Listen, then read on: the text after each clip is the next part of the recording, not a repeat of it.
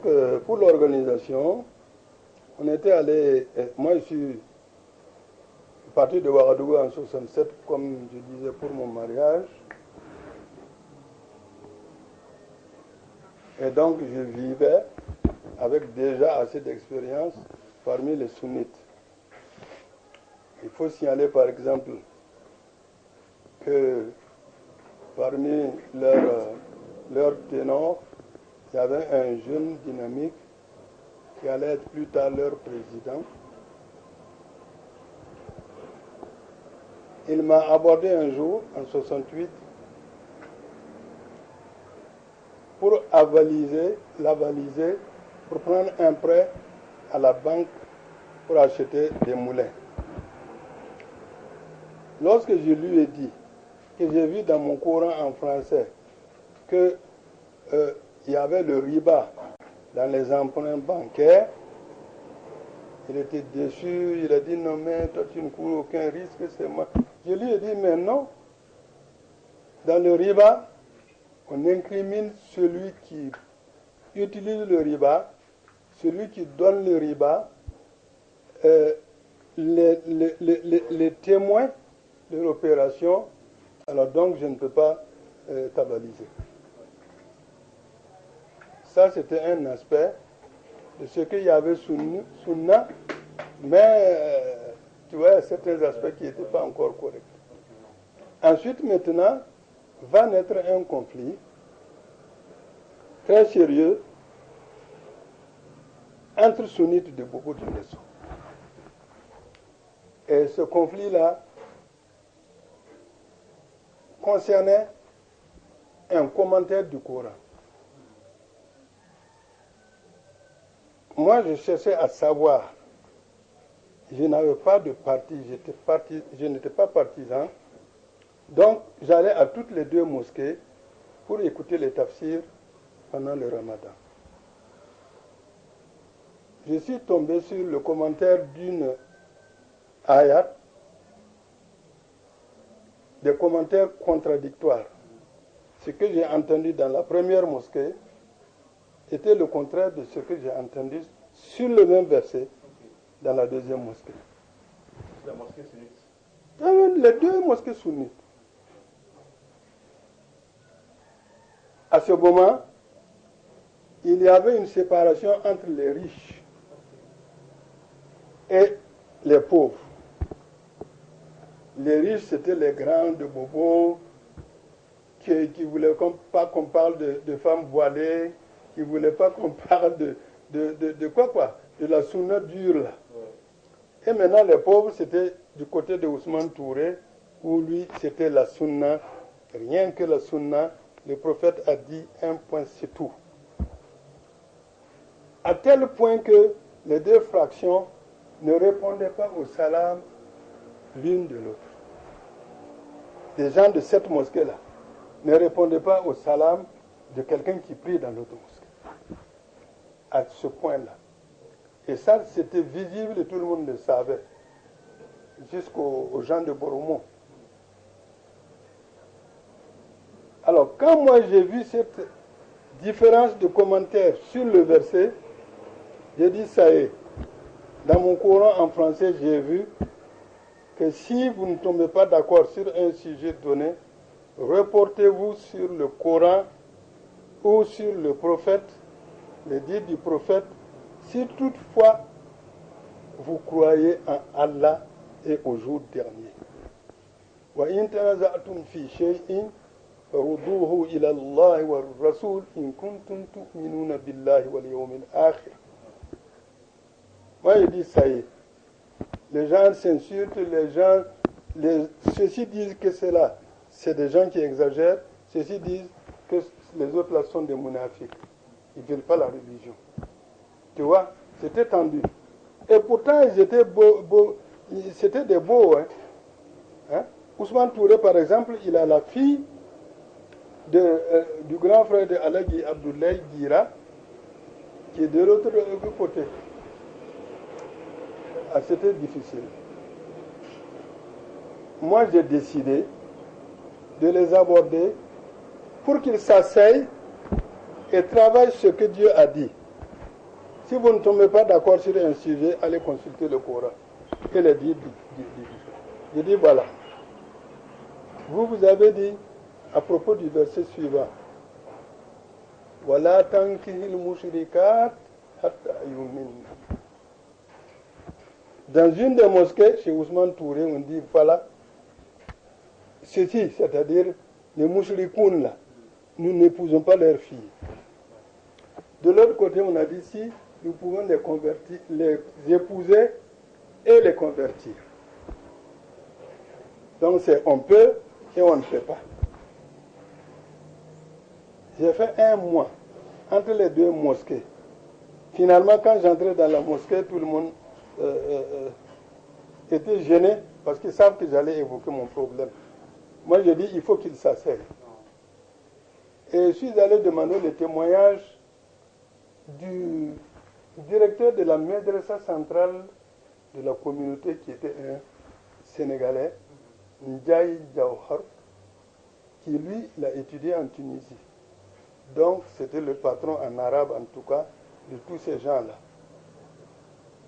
S'il y avait des interprétations pour le Coran, lui il pouvait être le modérateur. Je suis allé le trouver, il a dit mais Suleiman, ce que tu veux là c'est bien, hein, mais tu ne réussiras pas. Tu ne connais pas ces gens-là?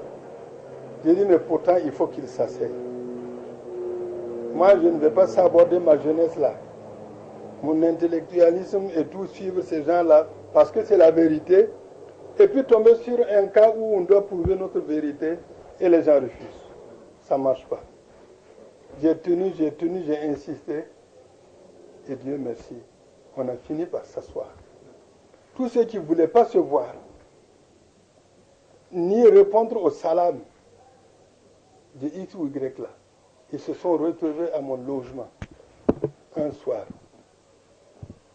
pour débattre sur ce différend.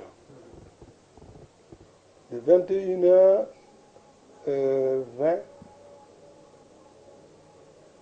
à 0h01, enfin en tout cas c'est 3h20 minutes de débat pour le seul verset.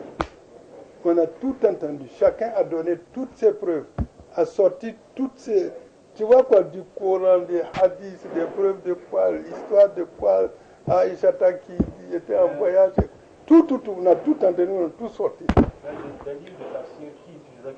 Ah non, ça moi je ne le savais pas. À cette époque, moi je ne le savais pas.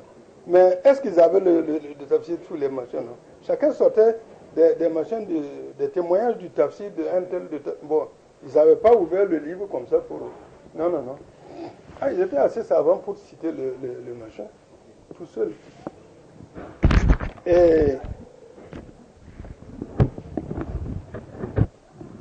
l'imam de Boromo était par hasard à Bobo du Lasso. Lui aussi, c'était un dur. Et lui, il a amené son témoignage. Il a dit à Boromo, ils ont des cérémonies où on s'en va faire l'immolation des bêtes sur une colline en granit. La viande ne revient pas à la maison, on la bouffe grillée là-bas et les femmes ne mangent pas cette viande-là. Ah, tout le monde a dit, si c'est ça, vraiment c'est du chien. Et voilà. Donc le camp qui a dit, les mouchriques là, on ne peut pas épouser leur fille, il a dit voilà, si tu épouses une fille de ces gens-là, tu as épousé une cafre. Sec. Et ça s'est arrêté là. Donc, la partie qui dit que voilà tankihil mushrikat hatta yuminna, voilà. Et ils ont eu raison. Mais sans inimitié, on s'est levé, les larmes aux yeux de joie. On s'est embrassé, on s'est pardonné. Et l'abcès a été crevé. Voilà, c'était vraiment sincèrement, c'est sincèrement qu'ils disaient que c'est eux qui ont raison. C'était pas contre X. Non. Ils disaient que c'était comme ça, et puis voilà. Donc on a discuté au nom de Dieu et pour Dieu. Voilà pourquoi ça a abouti. Tout le monde était sincère. Bon, Moi, j'ai profité de cette soirée réussie pour dire, voilà, il reste un autre sujet, c'est le voile des femmes. Parce qu'à l'époque, il y a ceux qui disaient que le voile là, on a dit la couleur noire et rien d'autre. Il y en a qui disent, non, le voile, on dit d'être voilé, on n'a pas spécifié la couleur. Il y avait ces deux camps-là, et c'était justement les pauvres, les riches et les pauvres là.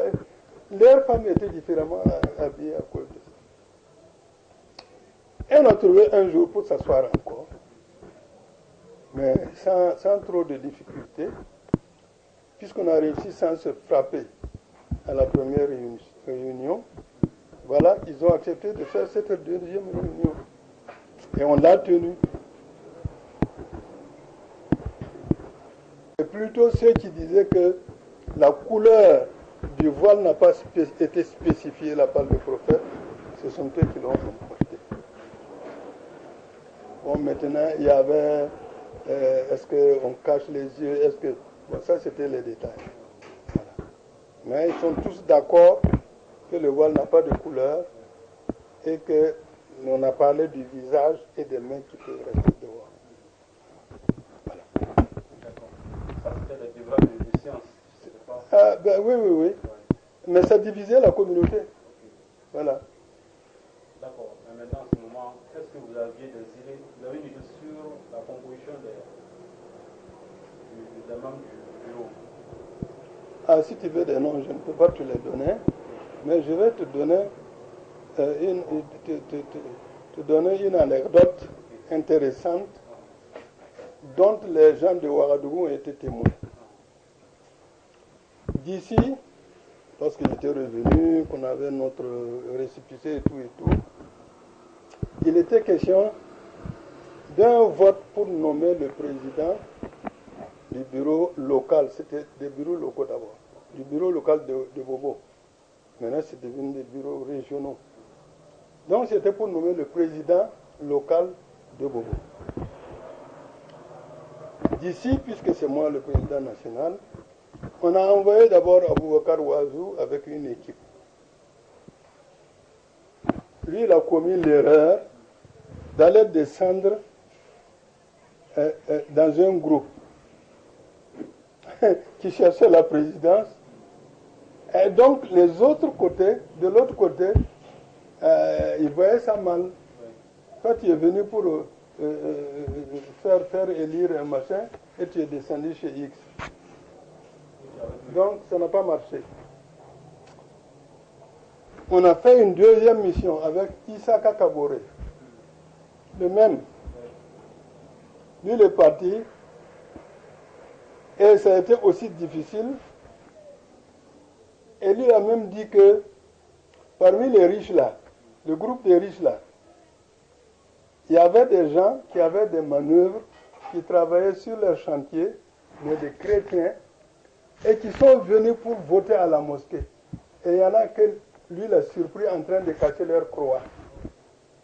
Et tous étaient venus pour voter pour le camp du patron. Tu vois? Alors d'un côté, il y avait Idrissa Ouattara, celui-là à qui j'avais refusé d'être le machin pour son emprunt à la banque. Voilà, lui, il cherchait la présidence après. Et de l'autre côté, il y avait Ibrahima Kone. Ça, c'était le camp des riches, parce que son grand frère était milliardaire, et il a beaucoup appuyé les machins. Bon. Donc, Ibrahima Kone contre Idrissa Ouattara. Donc, on était dans l'impasse. Alors, moi, j'ai décidé ici, clandestinement, de me rendre à Bobo Dioulasso, sans dire aux gens de Ouagadougou ce que j'allais faire. Je suis allé trouver le directeur général de la sûreté, puisque maintenant, nous étions reconnus par le ministre, on nous respectait un peu plus. J'ai été trouver le directeur général de la sûreté, j'ai dit, je vais aller à Bobo pour régler le problème des sunnites. Tous savaient qu'il y avait un conflit. Alors prévenez donc le directeur de la sûreté à Bobo. Je suis donc allé à Bobo Dioulasso et devant le directeur de la sûreté, je lui ai dit voilà, c'est ce plan-là que je veux qu'on applique. Vendredi, là, tu me donnes 2 inspecteurs musulmans, chacun avec son cahier et son bic. Ils vont prier dans la mosquée.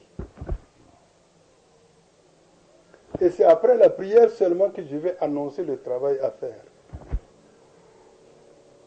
Et c'est le directeur général seul qui sait que c'était pour faire le vote, pour choisir le président de Bobo.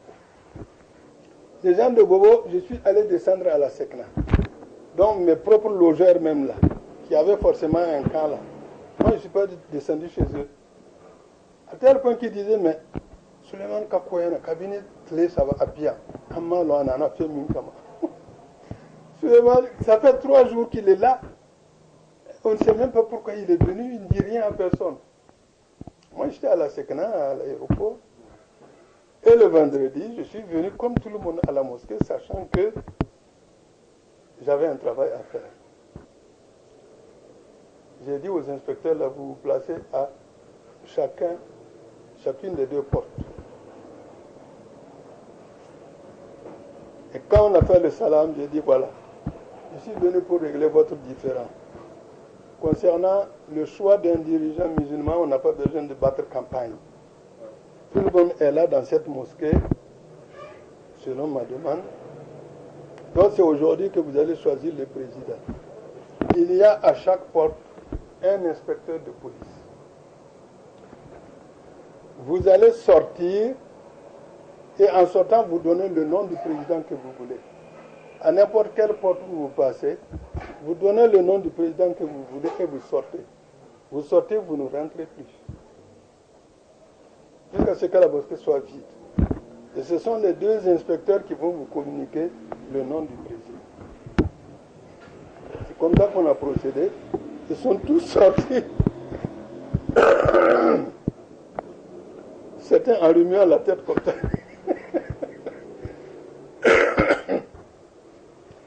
Alors, quand on a fini, les 2 inspecteurs se sont rapprochés avec le résultat sur leur fiche et ils ont dit voilà, c'est un tel qui a eu la majorité. Et c'était Idrissa Ouattara. Sans discussion. Les autres ne pouvaient plus rien dire. Et on a nommé Idrissa Ouattara. Et c'est comme ça que le conflit a été réglé. Et moi, je suis revenu à Ouagadougou.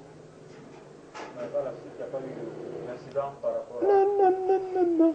Puisque l'autorité était mêlée là.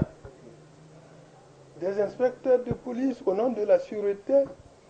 Et ils savent que la sûreté de Ouagadougou est au courant. Où ils vont aller se plaindre. On n'a pas triché. On n'a pas influencé quelqu'un. On a dit en sortant, tu donnes le nom du président que tu veux. Voilà, c'était clair, net. Donc voilà comment on vivait à Bobo. Mais alors, qui était le président local? Le président local, c'était Idrissa Siandé. Mon vice-président.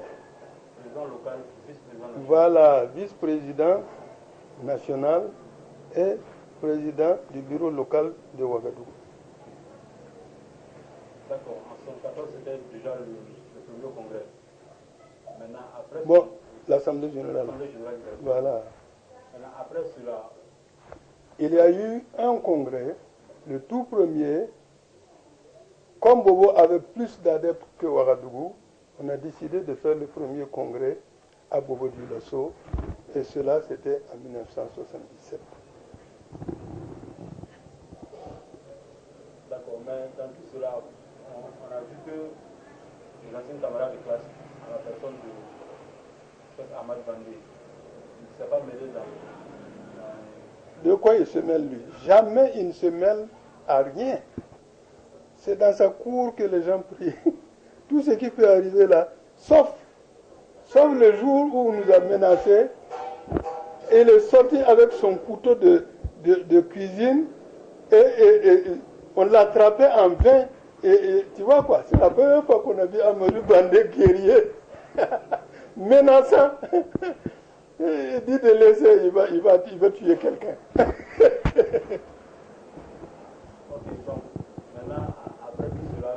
que les incidents ne sont pas arrêtés parce que bien vrai qu'il y avait du côté des sécurités, l'organisation n'est pas facile. Mais comment les gens voyaient maintenant? Parce que l'organisation commençait à réussir. La communauté musulmane, comment ils voyaient? Ah, la communauté musulmane. Ils ont été refroidis parce qu'ils n'avaient plus le support de l'autorité grâce à l'action de Sommet Orient Gabriel qui était rigide. Il remet les commandants de cercle à leur place. Les commissaires, on n'en parle pas. Et je ne sais pas si j'ai raconté l'incident qu'il y a eu entre le ministre de l'Intérieur et les gens de la sûreté. Non. Donc voilà. Une après-midi, je suis descendu de mon bureau et je venais pour prier à Zangouetin chez Amadou Bandé. Et en cours de... Enfin, venant dans le sens inverse, CMD Idrissa, je ne sais pas si c'était des vacances ou des congés, il était à Ouagadougou. Il m'a stoppé et dit il y a des policiers à la porte et ils disent qu'on ne va pas prier là-bas ce soir. J'ai dit mais comment, c'est quoi ça encore? Je l'ai attrapé. On est retourné dans mon bureau. Prier Asr.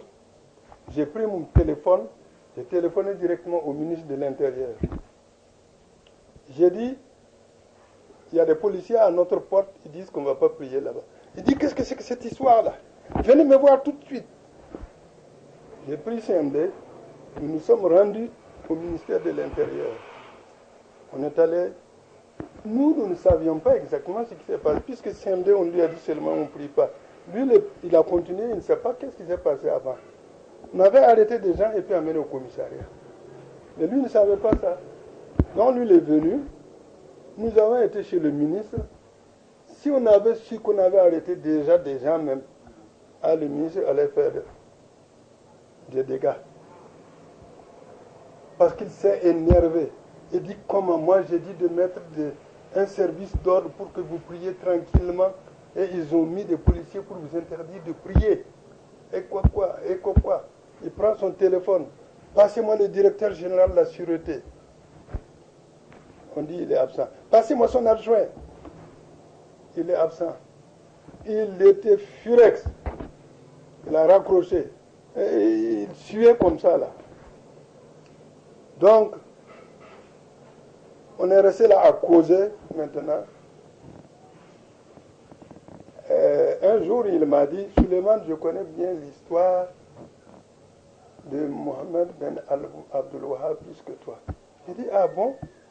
Il dit oui. Lui, il a lu le bouquin Miracle dans les sables concernant l'existence même du royaume d'Arabie Saoudite. Et que lui, il sait comment est-ce que Mohamed Ben Abdul Wahab a été pour quelque chose dans la constitution du royaume d'Arabie Saoudite. Il a lu ça jusqu'à 2 heures du matin. Alors donc voilà, c'est quelqu'un qui s'intéressait maintenant au problème. C'était un problème national. Alors donc, à 17h30, à l'heure de la descente, il nous raccompagnait et arrivait au début des escaliers pour nous serrer la main. On voit apparaître le directeur général de la sûreté, le commissaire principal du commissariat principal et le commissaire du premier arrondissement là, qui venait arrêter nos gens à gauche, à tort et à travers. Tous les trois là, qui étaient prêts pour monter. Il ne les a pas laissés monter, il les a accueillis au bas de l'escalier là. Tant pété, j'ai dit de mettre un service d'ordre et vous avez fait ceci, et vous avez fait. Tous les trois parlaient ensemble, s'excusant. Oui, monsieur le ministre. Entendu, monsieur le ministre. D'accord, monsieur le ministre. Et tous suaient. Ah, quand tu avais affaire à Sommet Orient Gabriel à ce temps-là. Oui. Alors, donc il les a renvoyés comme des machins. Il nous a dit au revoir et nous sommes descendus. Mais nous ne savions pas qu'on avait arrêté des gens de chez nous. Sinon, si on avait dit c'est au ministre. Ah non. Alors, quand on est descendu, Au moment où nous sommes arrivés devant la porte de la mosquée, on voyait maintenant ceux qu'on a arrêtés là venir du commissariat. Ils se sont dépêchés d'aller les libérer et ils revenaient maintenant. Voilà. Voilà comment cet incident s'est passé. D'accord. Maintenant, l'organisation interne maintenant des SUNIS, après 77. Après 77, puisque le Congrès a rassemblé presque toute la Haute-Volta, on a connu qu'il y a un tel qui est capable de ceci, un tel qui fait ça, et tatata, et tatata. On a projeté immédiatement le deuxième congrès pour 1978. Et ça, c'était à Ouagadougou. Le congrès de 1978 à Ouagadougou, c'était grandiose. Nous nous sommes permis de tenir ça à la maison du peuple. Ça, c'est un. Mais de demander la place de la révolution pour la prêche nocturne. Et on a prêché jusqu'à 4 heures du matin, devant le camp militaire, les sunnites là, qui disaient la vérité, la sunna et quoi. En toute liberté. C'était formidable. Et après ça, les Maliens, les Nigériens, les Ivoiriens, les Guinéens n'ont pas pu être invités, ils se plaignaient. Que pourquoi on ne les a pas invités? Ils ont dit, c'est la Haute-Volta qui va être la capitale de la Sunna en Afrique de l'Ouest. Et ils ont dit, il faut que Ouagadougou soit la capitale de la Sunna. Tous étaient unanimes. Je crois qu'au congrès de Ouagadougou en 78,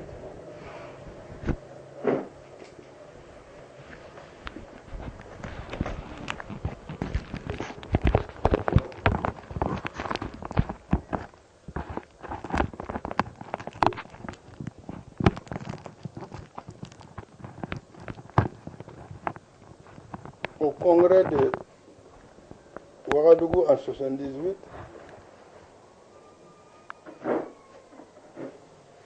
il y avait les Nigériens, les Maliens qui sont rentrés là, les Maliens, les Ivoiriens, les Sénégalais. Bon, presque tout le monde était là, sauf les Guinéens qui se plaignaient de n'avoir pas été invités. Bon, tu sais, c'était Sékou Touré, bon, c'était assez bizarre avec lui. Mais il y a un Guinéen qui était en Côte d'Ivoire, Alpha Kaba, qui a longuement prêché et sérieusement alors à la place de la révolution, là, la nuit là, jusqu'à 4 heures du matin. Et c'est Aboubakar Ouazou qui a transmis, et a fait la traduction, quoi. Parce que lui, il a fait la madrasa à Boaké, il a vécu un peu avec les... Non, il connaissait le Manenga ou je ne sais plus quoi, le Dioula des Guinéens, là. Voilà. Et c'était tout simplement formidable. Maintenant, après quel était maintenant le lieu de prière? C'était Zangotin ou bien? C'était toujours Zangotin. Après 78, c'était toujours Zangotin. Ah bon, on avait invité la communauté musulmane à ce congrès-là. Ah oui, la communauté musulmane est venue, les Tidjaniens sont venus. Ils étaient impressionnés parce qu'à Ouagadougou, disons qu'à Haute-Volta, on n'avait jamais vu ça. Déjà au congrès de Bobo, l'autorité était dépassée. Ils disent, mais c'est les musulmans qui s'organisent comme ça là. Tu as vu? Donc, c'était... Puis les gens, ils ont mis la main dans la poche. Hein. On a réalisé des sommes, on ne sait pas, c'était inespéré. En 78, 3 millions et quelques, c'était, tu vois, pour recevoir les étrangers.